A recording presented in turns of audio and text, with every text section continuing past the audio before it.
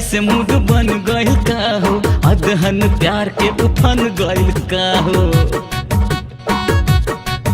अरे ताका तारू ऐसे मूड बन गइल का हो, अदहन प्यार के उफन गइल का हो।